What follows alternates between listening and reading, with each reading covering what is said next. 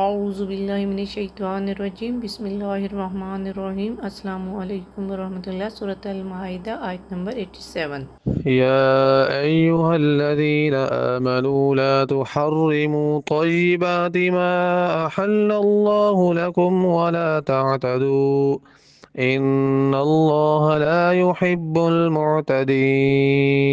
اے ایمان والو، جو پاکیزہ چیزیں اللہ نے تمہارے لیے حلال کی ہیں انہیں اپنے اوپر حرام مت ٹھہراؤ اور نہ ہی حد سے بڑھو، بے شک اللہ حد سے تجاوز کرنے والوں کو پسند نہیں کرتا۔ اس آیت میں اللہ تعالیٰ کی حلال کردہ چیزوں کو حرام قرار دینے سے منع کیا گیا ہے اور کہا گیا ہے کہ اللہ تعالیٰ کی مقرر کردہ حدود سے تجاوز نہیں کرنا چاہیے۔ ان ایمان والوں سے کہا گیا ہے کہ پاک چیزوں کو اپنے اوپر حرام مت ٹھہراؤ۔ ابن عباس رضی اللہ تعالیٰ عنہ سے روایت ہے کہ ہم رسول اللہ صلی اللہ علیہ وآلہ وسلم کے ساتھ جہاد کرتے تھے۔ ہماری بیویاں ہمارے ساتھ نہ ہوتی تھیں تو ہم نے عرض کیا کہ ہم اپنے آپ کو خصی نہ کر لیں، تو آپ نے انہیں روک دیا اور کہا کہ کسی کپڑے یا چیز کے عوض تم عورتوں سے نکاح کر لو، تو اس پر یہ آیت پڑھی گئی۔ دیکھیں، شرعی نقطہ نظر سے تمام اشیاء انسان کے لیے مباح اور حلال ہیں، ماسوائے ان چیزوں کے جن کی حرمت کے متعلق شریعت نے وضاحت کر دی ہو۔ تو اب یہاں پہ حلال اشیاء سے فائدہ اٹھانے کے چند جامع اصول بیان کر دیے گئے ہیں اور یہ سب لا تعتدوا کے ضمن میں آتے ہیں۔ نمبر 1 پہ بتایا گیا کہ جو چیزیں اللہ تعالیٰ نے حلال کی ہیں انہیں عقیدتاً اور عملاً حرام نہ بنا لو۔ جیسے صوفی قسم کے لوگ نکاح سے عملاً اس لیے پرہیز کرتے ہیں کہ نکاح سے جو ذمہ داریاں انسان پہ پڑتی ہیں وہ عبادت الہی میں آڑے آتی ہیں۔ اس طرح کے لوگ عیسائیوں میں بھی موجود تھے اور مسلمانوں میں بھی ہیں، بلکہ ایسا رجحان صحابہ اکرام میں بھی چل پڑا تھا۔ صوفی منش صحابہ میں سے ہی کسی نے کہا کہ میں ساری عمر نکاح نہیں کروں گا، اور کسی نے کہا میں ساری رات اللہ تعالیٰ کی عبادت میں گزار دوں گا، جس سے اب دیکھیں تو اپنے جسم کے، بیوی کے اور مہمانوں کے سب کے حقوق تلف ہوتے ہیں۔ تو کس نے کہا میں ہمیشہ دن کو روزہ رکھوں گا۔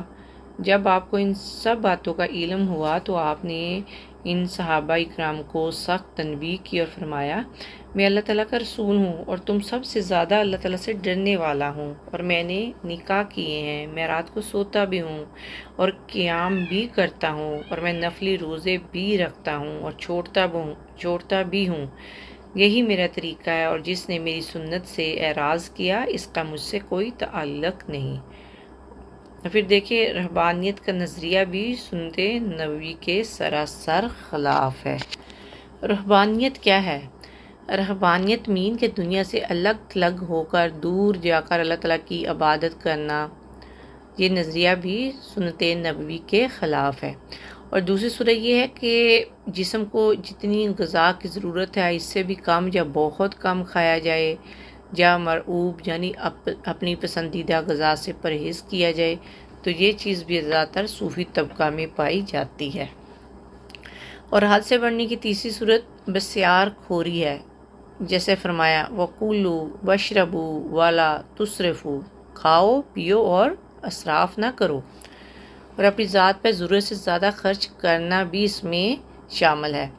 جو شخص ان باتوں میں مبتلا ہوگا وہ دوسروں کے حقوق کا خیال نہیں رکھے گا۔ دیکھیں، زیادہ کھانے سے ایک تو انسان اللہ کی یاد سے غافل ہو جاتا ہے، تو وہاں کئی قسم کے امراض بھی لاحق ہو جاتے ہیں۔ اور اعتداء یعنی حد سے بڑھنے کی چوتھی صورت یہ ہے کہ چیز تو حلال ہو مگر انسان کمائی کے ذریعے اسے حرام بنا لے، جیسے چوری، ڈاکہ زنی، غصب، خیانت، سود اور دیگر ناجائز ذرائع سے حاصل کیا ہوا مال۔ تو یہ بھی لا تحرموا طیبات ما احل اللہ لکم، یعنی پاکیزہ چیزوں کو حرام نہ کرو جو تمہارے لیے حلال کی گئی ہیں۔ تفسیر ابن جریر میں ہے کہ ایک دن رسول اللہ صلی اللہ علیہ وآلہ وسلم نے صحابہ کرام کے سامنے واعظ کیا اور اس میں خوف اور ڈر کا ہی بیان تھا، تو تو اسے سن کر 10 صحابہ کرام نے، جن میں حضرت علی، حضرت عثمان رضی اللہ عنہ وغیرہ بھی شامل تھے، انہوں نے آپس میں کہا ہمیں تو بڑے بڑے طریقے عبادت کے اختیار کرنے چاہیے۔ نصرانیوں کو دیکھو تو انہوں نے اپنے نفس پر بہت سی چیزیں حرام کر رکھی ہیں، کسی نے گوشت اور چربی کھانا اپنے اوپر حرام کر لیا ہے، کس نے دن کو کھانا کھانا حرام کر لیا ہے، کس نے رات کی نیند اپنے اوپر حرام کر لیا ہے، کسی نے عورتوں سے معاشرت حرام کر لیا ہے۔ تو عثمان بن مظعون رضی اللہ عنہ نے اپنی بیوی سے میل جول اسی بنا پر ترک کر دیا۔ میاں بیوی اپنی صحیح تلخواہ سے الگ رہنے لگے، اور ایک دن حضرت خولہ رضی اللہ عنہ حضرت عائشہ صدیقہ رضی اللہ عنہ کے پاس آئیں۔ وہاں رسول اللہ صلی اللہ علیہ وآلہ وسلم کی دوسری ازواج مطہرات بھی تھیں۔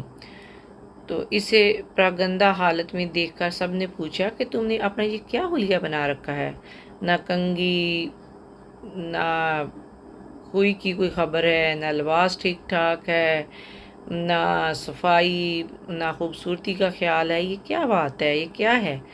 تو خولہ رضی اللہ عنہ نے فرمایا مجھے اب اس بناؤ سنگار کی ضرورت ہی کیا رہی، اتنی مدت ہوئی جو میرے میاں مجھ سے ملے ہی نہیں، نہ انہوں نے کبھی میرا کپڑا اٹھایا۔ تو یہ سن کر دوسری بیویاں ہنسنے لگیں۔ اتنے میں نبی پاک صلی اللہ علیہ وآلہ وسلم تشریف لائے اور دریافت فرمایا یہ ہنسی کیسی ہے؟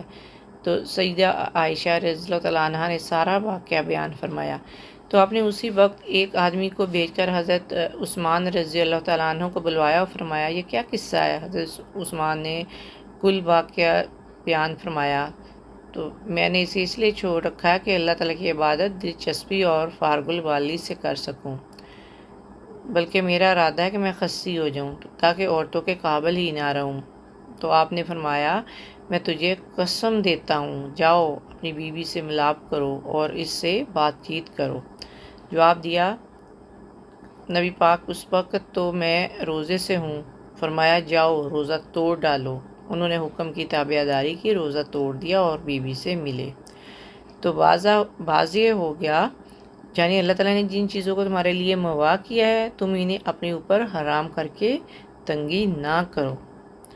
اللہ سبحانہ وتعالیٰ ہمیں حلال اور حرام میں تمیز کرنے اور شرعی حدود کا خیال رکھتے ہوئے اشیاء کو استعمال کرنے کی توفیق عطا فرمائے، آمین یا رب العالمین۔ السلام علیکم ورحمۃ اللہ وبرکاتہ۔